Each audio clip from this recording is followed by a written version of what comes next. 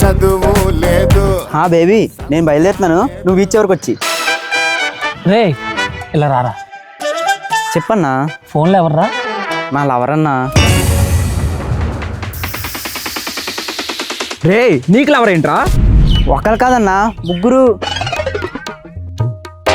ఏం మాట్లాడుతున్నావురా? షాక్ అయిన చాలు కానీ నాకు టైం అవుతుందన్నా, నేను బయలుదేరుతాను. రే ఎందుకు అంత ఆత్రం పడుతున్నావు? ఎందుకు ఎక్కడికి వెళ్తావు?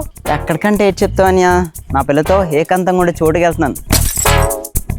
ఏకాంతం అంటే? అమ్మడి అమ్మ బాగా ఎదిగిపోయారా. రే నువ్వు అర్జెంట్ ఇక్కడ దొబ్బిరా, లేకపోతే నిన్ను చూసి నేను సిగ్గుపడాల్సి వస్తుంది. సరే బాయ్. 10th క్లాస్ రా వాడు, వాడికే లవర్ ఉంది. చీనా బతుకు. అయినా దేనికైనా టైం రావాలరా. రే మనకు అసలు రెస్పెక్ట్ లేదురా మన ఏరియాలో. ఇప్పుడు ఏమైంది? ఎదవల్లా చూస్తున్నారా. స్పెషల్ గా చూడడం ఏంటి? నువ్వు ఆల్రెడీ అదేగా.